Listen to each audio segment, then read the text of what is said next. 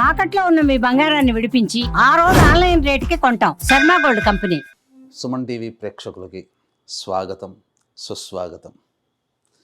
వాగర్థావివ సంపృక్తౌ వాగర్థ ప్రతిపత్తయే జగతఃపితరౌ వందే పార్వతీ పరమేశ్వరౌ. ఆదిత్యాయ చ సోమాయ మంగళాయ బుధాయ చ గురుశుక్ర శనిభ్యశ్చ రాహవే కేతవే నమః. శృంగేరి జగద్గురు పీఠాధిపతులకి, కంచి పీఠాధిపతులకి నమస్కారములు తెలియజేసుకుంటూ కార్యక్రమాన్ని ప్రారంభిద్దాం. వీక్షించేటువంటి సుమన్ టీవీ ప్రేక్షకుల్లో ఈ 2025 సంవత్సరం అయిపోవచ్చింది. క్రొంగొత్తగా 2026 సంవత్సరంలోకి అడుగు పెడుతున్నాం. ప్రేక్షకుల్లో చాలామందికి ఈ 2025 సంవత్సరంలో ఎంతోమంది తమ జీవితంలో ఎదగడం కోసం ఎన్నో ప్రయత్నాలు చేశారు. కొంతమందికి ఆటంకాలు వచ్చి అవి జీవితంలో ఎదగకుండా అవరోధాలుగా మిగిలి ఉంటే, కొంతమంది ప్రయత్నం వలన అన్నిట్లో కూడాను విజయాన్ని పొందారు. మరి కొంతమంది అయితే ఇక జీవితం ఇంతే, మారదు, మన జాతకమే అంతేమో అని చెప్పి సర్దుకుపోయిన వాళ్ళు. ఎలా ఉన్నప్పటికీ కూడా రాబోయే సంవత్సరమైనా కానీ మన జీవితంలో ఆనందంగా ఉండగలుగుతామా అని చెప్పి బాధలు పడ్డవాళ్ళు, 2025 లాగానే 2026 ఇంకా బాగుంటుందా అని చెప్పి ఈ 2025లో సంతోషపడ్డవాళ్ళు, ఎప్పుడూ ఇలాగే ఉంది కనీసం ఈ 2026లోనైనా బాగుంటుందా అని చెప్పి న్యూట్రల్గా ఉన్నవాళ్ళు అందరూ ఎదురు చూసేటువంటి రోజు ఈ 2026 సంవత్సరం ఎలా ఉండబోతుందనే ఆలోచనే. వీటన్నిటిని సందేహాలు, అనుమానాలు ఇవన్నీ నివృత్తి చేయడం కోసమై ఈ 2026 సంవత్సరంలో 12 రాశుల్లో జన్మించినటువంటి వారికి ఏ విధంగా ఉండబోతుందో తెలియచేసే ప్రయత్నం చేస్తాను. అయితే చాలామందికి ఒక సందేహం రావచ్చు, రాశి ఫలాలు అంటే ఉగాది టు ఉగాది కదా, మరి ఈ కొత్త పద్ధతి ఏంటి? ధర్మం ఏం చెబుతుంది? ప్రపంచమంతా ఒకటి అంగీకరిస్తే అది ధర్మమై కూర్చుంటుంది. మనం చెప్పుకోబోయేటువంటిది ఆంగ్ల నూతన సంవత్సర సందర్భంగా 2026 జనవరి నుంచి డిసెంబర్ వరకు ఉన్నటువంటి గ్రహాల యొక్క స్థితిగతులను బట్టి మనం 12 రాశుల్లో జన్మించినటువంటి వారికి ఏ విధంగా ఉండబోతుందో తెలియజేసే ప్రయత్నం చేస్తాను. ఇక ఆలస్యం చేయకుండా వివరాల్లోకి వెళ్ళిపోదామా? 2026 సంవత్సరంలో మకర రాశిలో జన్మించినటువంటి వారికి ఏ విధంగా ఉండబోతుందో తెలుసుకునే ప్రయత్నం చేద్దాం. ప్రధానంగా ఈ మకర రాశిలో జన్మించినటువంటి వారికి ఒక రకంగా కాదండి, చాలా మటుకు అదృష్టవంతులనే చెప్పవచ్చు.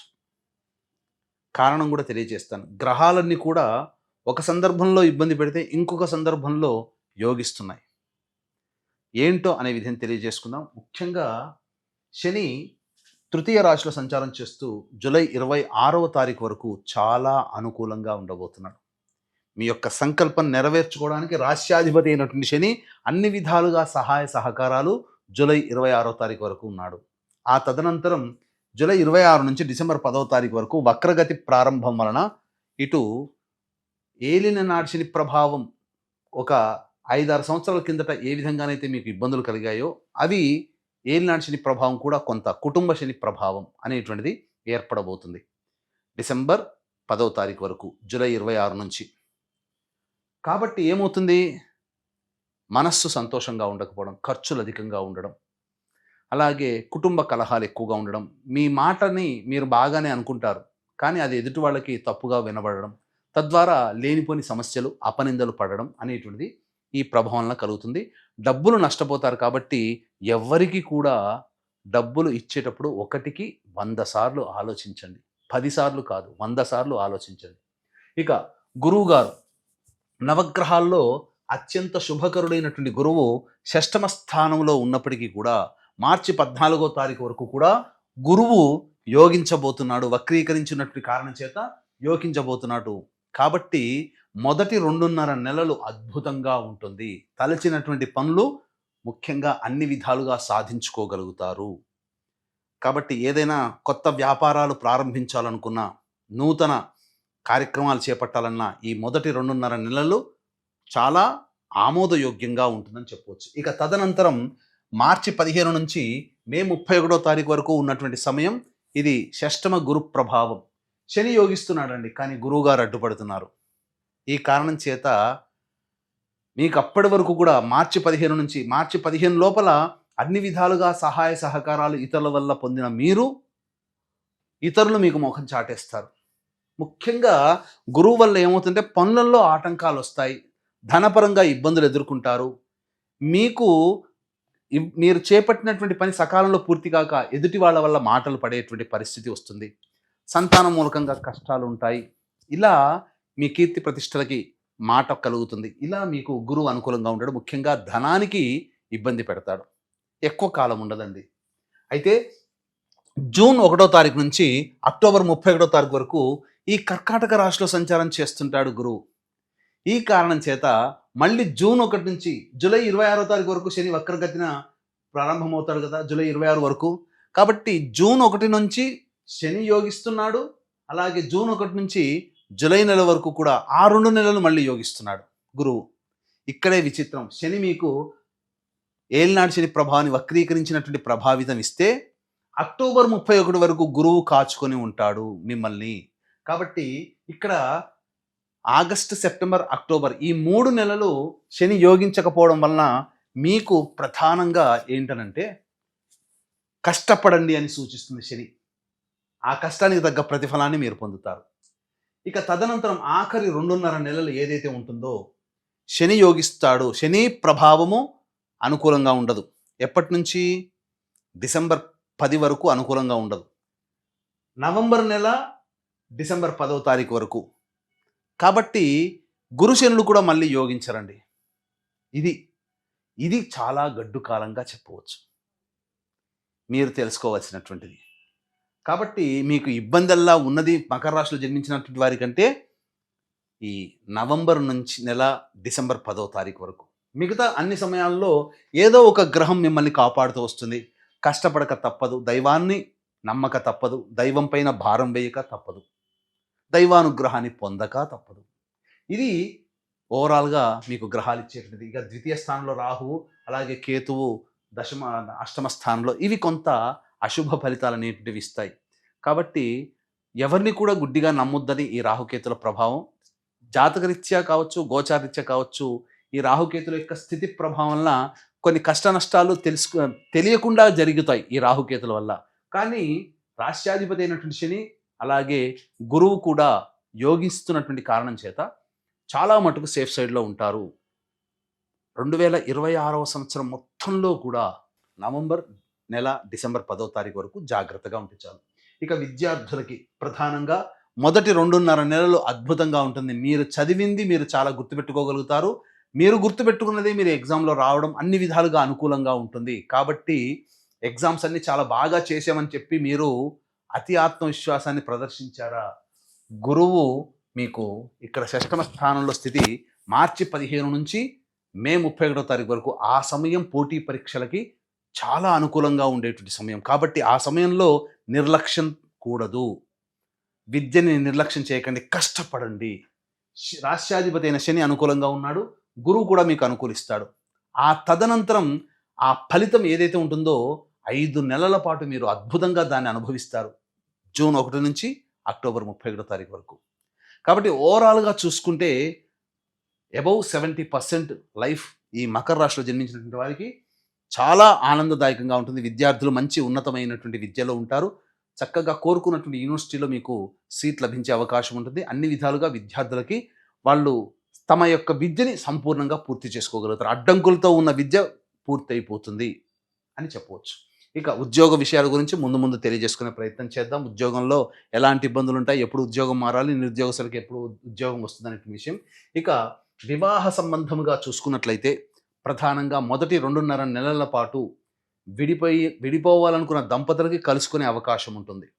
కొత్త ప్రేమలు చిగురిస్తాయి, కొత్తగా ప్రేమికులు అవుతారు. అలాగే నూతన వ్యక్తుల పరిచయం అవుతుంది. ఇతరుల సహాయ సహకారాలు మెండుగా ఉంటాయి.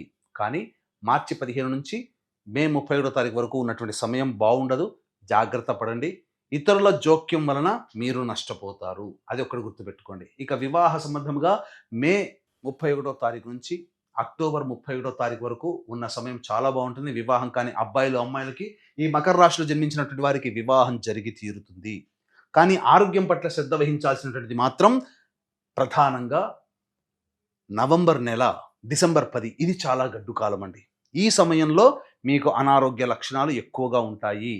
అలాగే ప్రధానంగా మార్చి 15 నుంచి మే 31 తారీఖు వరకు ఉన్న సమయం కూడా అనారోగ్య సమస్యలు.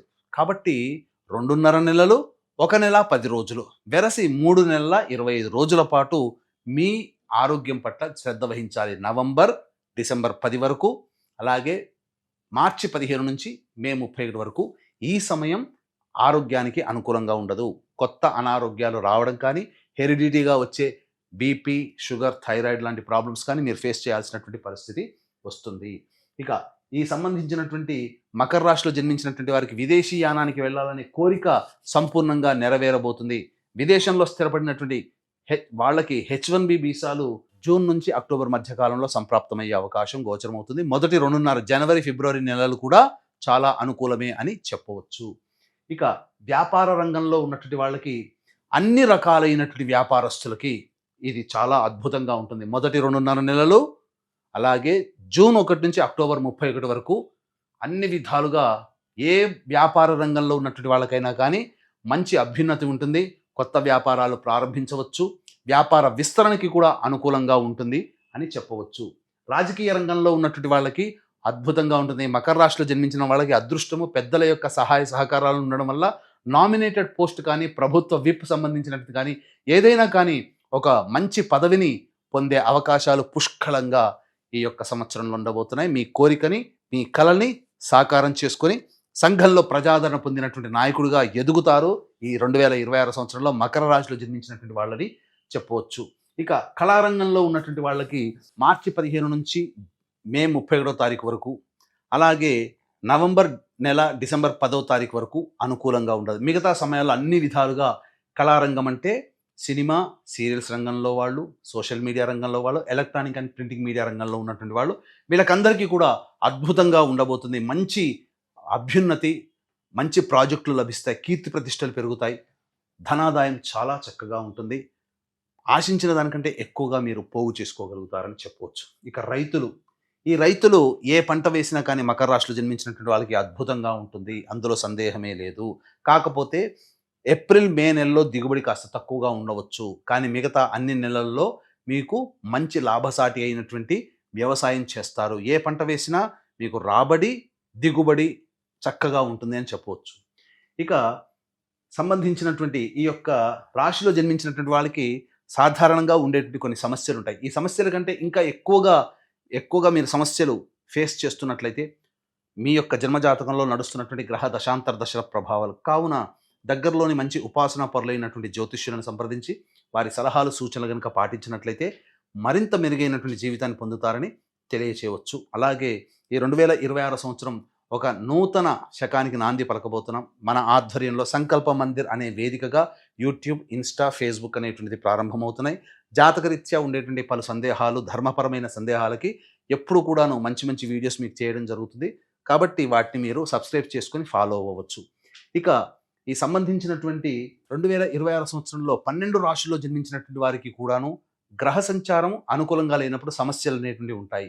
మీరు చేసుకునే పరిహారాలతో పాటుగా దైవానుగ్రహం అందరికీ అందించాలనేటువంటి సదుద్దేశంతో 12 నెలల పాటు ఒక్కొక్క క్షేత్రంలో ఒక పర్వదినం రోజున మీ జాతకరీత్యా కలుగు విద్య, వివాహ, ఉద్యోగ, దాంపత్య, అనారోగ్య సమస్యలు ఏవైనప్పటికీ కూడా వాటికి సర్వదోష నివారణ పూజలు, హోమాలలో భాగంగా 21 హోమాలు అనేటువంటి చేయించడం జరుగుతుంది.